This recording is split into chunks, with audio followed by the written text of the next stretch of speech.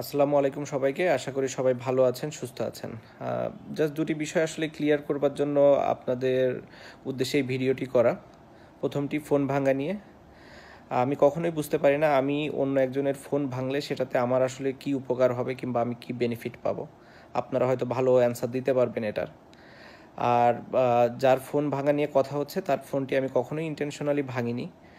যেহেতু করোনাকালীন সময়ে আমার স্বাস্থ্যবিধি মেনে চলার চেষ্টা করছিলাম আমি সবসময় কীভাবে নিজেকে সেফ রেখে চলাফেরা করা যায় সেটাই চেষ্টা করছিলাম। যেহেতু অনেক মানুষ ছিল ওখানে এবং অনেক ভিড় ছিল, সবাই চেষ্টাও করছিল ছবি তুলতে এবং আমিও চেষ্টা করছিলাম কিভাবে আসলে তাদের কাছে না গিয়ে কিভাবে আমি আমার কাজগুলো সম্পন্ন করতে পারি ইমিগ্রেশনের।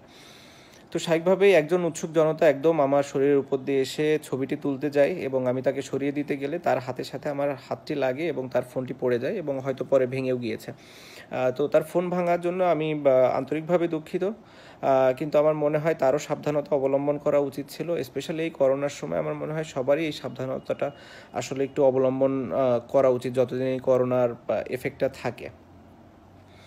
দ্বিতীয় যে ঘটনাটি অবশ্যই খুবই সেন্সিটিভ। আমি প্রথমেই বলতে চাই যে আমি নিজেকে একজন গর্বিত মুসলমান হিসাবে মনে করি এবং আমি সেটাই চেষ্টা করি পালন করার।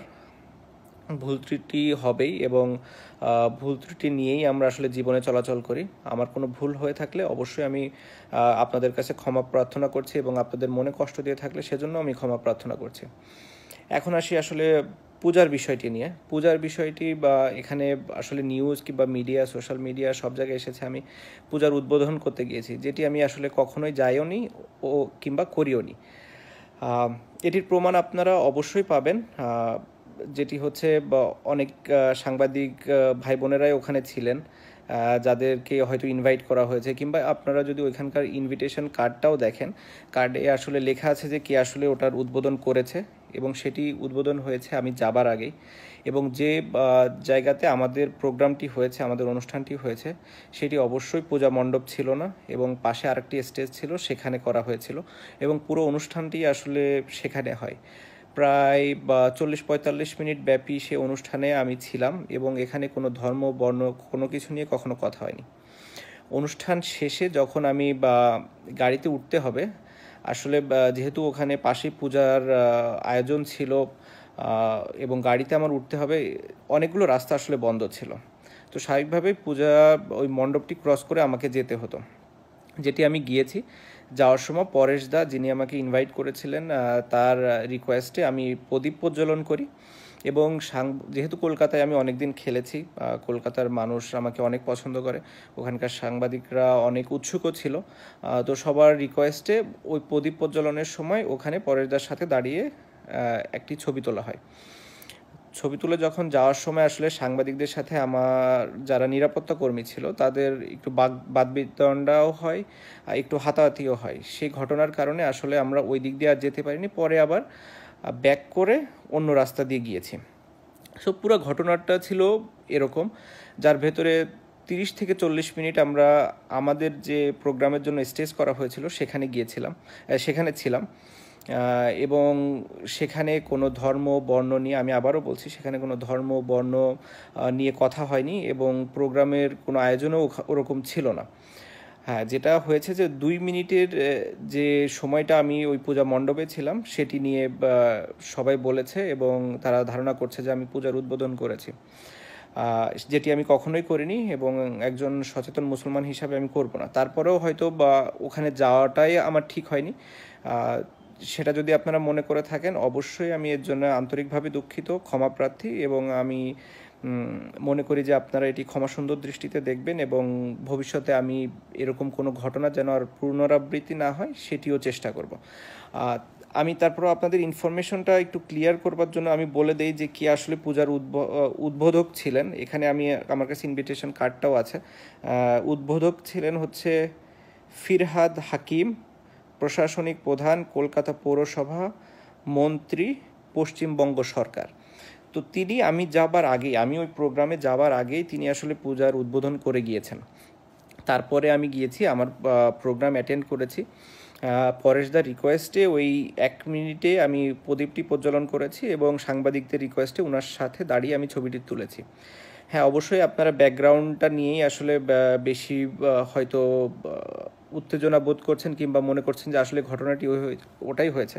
আসলে একটি ছবি দেখে আসলে পুরো ঘটনাটাই আপনি কখনোই অনুমান করতে পারবেন না বলে আমার মনে হয়। তারপরেও আমি আবারও বলছি যে আমরা আসলে কখনোই আমার কোনো ইন্টেনশন ছিল না যে কোনো মানে আমার ধর্মকে ছোট করে অন্য ধর্মকে বড় করব কিংবা অন্য কোনো ইস্যুই ছিল না। আমার মনে হয় ইসলাম একটি শান্তির ধর্ম। আমার যদিও জ্ঞান খুবই কম, আমি চেষ্টা করছি এবং ভবিষ্যতে আরও চেষ্টা করব যত ইসলাম সম্পর্কে জ্ঞান নেওয়া যায় এবং ইসলামের নিয়ম অনুযায়ী যেন আমি চলতে পারি, সেটি আমি চেষ্টাও করি। হ্যাঁ, সবসময় হয়তো আমি করতে পারিনি কিংবা করা হয়ও না, বাট আমার এরকম কোনো ইন্টেনশন নাই যে আমি ভবিষ্যতে এটা করতে পারবো না। আমার অবশ্যই ইন্টেনশন আছে। আমি শুধু একটি কথাই বলবো যে এমন কিছু যেন আমরা না করি যেটাতে মানুষ আমাদেরকে দ্বিধা দ্বন্দ্বে ফেলে দেয় যে আমরা আসলে এক নাকি আলাদা। কারণ আমরা যতক্ষণ পর্যন্ত এক থাকবো ততক্ষণ পর্যন্ত আমরা শক্তিশালী। আমরা বিভিন্ন উদাহরণ চাইলেই দিতে পারি, আমি চাইলেই আরও অনেক উদাহরণ দিতে পারি, কিন্তু আমি ওগুলো আসলে দিতে চাই না। আমি মনে করি যে আমরা মুসলমান যারা আছি অবশ্যই তারা এক থাকবো সবসময়, কারণ আমাদের এক থাকা জরুরি, আমাদের একতাটা থাকাটা খুবই জরুরি। যখনই আমরা আলাদা আলাদা হয়ে যাব তখনই আমরা দুর্বল, যখনই আমরা এক থাকবো তখনই আমরা স্ট্রং। এমনি আপনারা অবশ্যই অনেকেই অনেক বেশি জানেন, অনেক জ্ঞানী, এই সম্পর্কে অনেক ধারণা আছেন। তাদের ভালো বড় পরামর্শগুলো আমি অবশ্যই শোনার চেষ্টা করব, তারা যদি কেউ বলেন। এবং এটি আমি মানে খুব সাদরে আমন্ত্রণেই জানাবো যদি কেউ আমাকে ভালো কোনো কিছু জানাতে চান কিংবা জানাতে পারেন। বাট একটা জিনিসই আমি শুধু বলতে চাই যে আপনারা কখনোই এরকম মনে করবেন না। দু এক জায়গায় আমি দেখছি যে আমি ঠিক দেখছি না, আমাকে হয় মানে আমি আসলে খুব বেশি একটা এগুলোতে ফোকাস করি না। তারপরে অনেকে অনেক কিছু, যেহেতু এখন আসলে সোশ্যাল মিডিয়াটা এমন একটা পর্যায়ে চলে গেছে যে আপনি চাইলেও অনেক কিছু ইগনোর করতে পারবেন না। তো আমার নামের সামনে যেহেতু অনেকেই শ্রী শ্রী কিংবা সিঁদুর, প্রদীপ, মন্দির অনেক কিছু দিয়ে দিয়ে অনেক কিছু বলছেন, আসলে এটাতে আমরা ইসলামের কিংবা আমাদের ধর্মের কতটা উপরে নিচ্ছি না নিচে আনছি এটা আমার বোধগম্য না। তো আশা করি আমরা সবাই আমাদের জায়গা থেকে দায়িত্বশীল ভূমিকা পালন করব। আমি তারপরেও আবারও ক্ষমা চেয়ে নিচ্ছি আপনাদের সকলের কাছ থেকে এবং আমি চেষ্টা করব নিজের জায়গা থেকে দায়িত্বশীল ভূমিকা পালন করার একজন গর্বিত মুসলমান হিসাবে।